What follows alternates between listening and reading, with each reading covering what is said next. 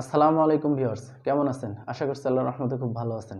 আজকে আপনাদের সামনে একটি নতুন ভিডিও নিয়ে হাজির হয়েছি, যেখানে একটি গুরুত্বপূর্ণ বিষয় আমি উল্লেখ করব। আর সেটা হচ্ছে যে নিজের ভিডিও নিজে দেখলে আপনার চ্যানেলের কি বাজে ইফেক্ট পড়তে পারে সেই বিষয়টি নিয়ে। অনেক ইউটিউবারই রয়েছেন, বিশেষ করে যারা নতুন ইউটিউবার, তারা যখন দেখেন যে আপনার চ্যানেলের ভিডিওগুলোতে ভিউজ আসছে না, তখন নিজের ভিডিও নিজেই দেখতে শুরু করে দেন। এটা যে আপনার চ্যানেলের জন্য কি পরিমাণে ক্ষতি হতে পারে সেটা আপনি হয়তো কল্পনাও করতে পারবেন না।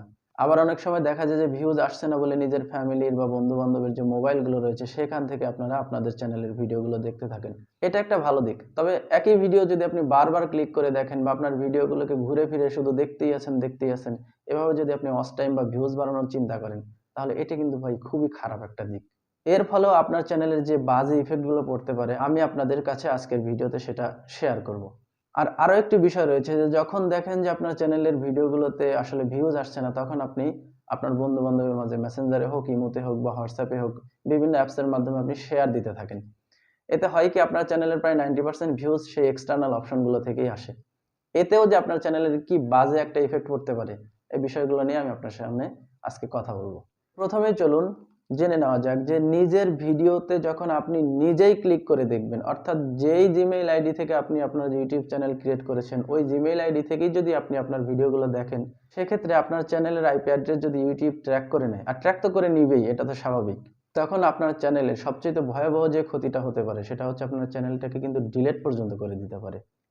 আর যদি ডিলিটই করে দেয় ভাই, এত কষ্ট করে ভিডিও বানিয়ে, তাহলে লাভ হইল কি? কোনো লাভই তো হইল না।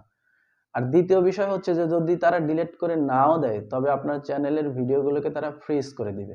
অর্থাৎ আপনার চ্যানেলে পরবর্তীতে যদি কোনো ভিউয়ার্স এসে আপনার চ্যানেলের ভিডিওগুলো দেখে, সেটাতে ভিউজও কাউন্ট হবে না, ওয়াচ টাইমও যোগ হবে না।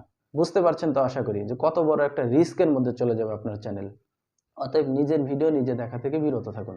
এবার আসুন পরের পয়েন্টে। যদি বন্ধু বান্ধব বা আত্মীয় স্বজন বা আপনার পরিচিত কারো কাছ থেকে আপনি মোবাইল নিলেন, মোবাইল নিয়ে সেই তারপরে দেখলেন, দেখাটা তো ভালো, কিন্তু অতিরিক্ত যখন দেখতে যাবেন, বারবার ক্লিক করবেন আপনার ভিডিওগুলোতে, এক্ষেত্রে ভিউজ বাড়বে, সাথে সাথে ওয়াচ টাইমও যোগ হবে।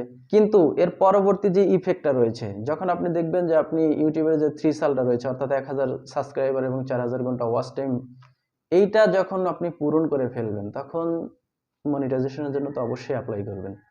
আর যখন মনিটাইজেশনের জন্য অ্যাপ্লাই করবেন, তখন যদি ইউটিউব তো আপনার চ্যানেলের সমস্ত ভিডিওগুলোকে বা সমস্ত তথ্যগুলোকে ছেকে দেখবে।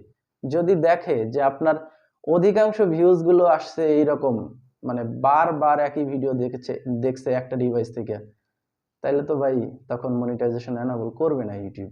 একই রকম ভাবে যদি আপনি শেয়ারের মাধ্যমে প্রায় 80 বা 90% ভিউজ নিয়ে আসেন বা ওয়াচ টাইম নিয়ে আসেন, সেক্ষেত্রেও কিন্তু ইউটিউব যদি দেখে যে আপনার অধিকাংশ ভিউজগুলো আসলে অর্গানিক না, অর্থাৎ ইউটিউব থেকে আসেনি, বরং অন্যান্য যে অ্যাপসগুলোতে বা অন্যান্য মাধ্যমে যে শেয়ার দিয়েছেন সেই শেয়ার থেকে আসছে, তখনও কিন্তু ভাই আসলে ইউটিউব আপনার চ্যানেলে মনিটাইজেশন এনাবল করবে না। আর যদি মনিটাইজেশন এনাবল নাই করে, তাহলে ইউটিউবের জন্য ভিডিও বানিয়েই বা আপনার লাভ কি?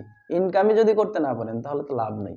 এবার আসুন যে আমাদের বড় বড় ইউটিউবারদের ক্ষেত্রে, অর্থাৎ যাদের চ্যানেল মনিটাইজেশন হয়ে গেছে, তারপরও তাদের চ্যানেলে সেইভাবে ভিউজ আসছে না, অর্থাৎ ইনকাম সোর্স কম।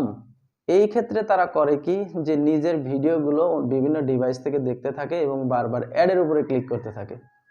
এতে যে ভাই আপনার চ্যানেলের কত বড় ক্ষতি, সেটা যদি আপনি জানতেন, আমার মনে হয় না আপনি জীবনে এই কাজটা করতেন। এতে করে প্রথম কথা হচ্ছে যে আপনার যে রেভিনিউ রয়েছে, এস্টিমেট রেভিনিউ তো কমে যায়। অনেক সময় নতুন ইউটিউবাররা জিজ্ঞাসা করে যে আসলে এস্টিমেট রেভিনিউ কমে কি কারণে? সকালে দেখলাম $10, এখন বিকালেই যায় দেখি যে $7 বা $8 হয়ে গেছে। এটা হওয়ার কারণ কি? একটি ইম্পর্টেন্ট কারণ হচ্ছে এটা। যখন আপনি অ্যাডের উপরে ক্লিক করে রাখবেন, ইউটিউব কিন্তু বিষয়টাকে বেশ ভালোভাবেই বুঝে যে আসলে কিভাবে এই অ্যাডগুলো শো করানো হয়েছে। তখন কিন্তু তারা সেখান থেকে আপনার আর্নিংটা কেটে নেয়। আর যেটা সবচাইতে বড় মারাত্মক ক্ষতি হতে পারে আপনার ক্ষেত্রে, সেটা হচ্ছে যে আপনার চ্যানেলের মনিটাইজেশনে কিন্তু তারা আনাবল করে দিতে পারে।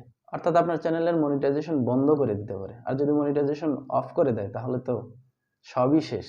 আমের আমও গেল, সালার সালাও গেল, অবস্থা এরকম হয়ে যাবে। অতএব নিজের ভিডিও নিজে দেখা থেকে অবশ্যই সাবধান থাকবেন।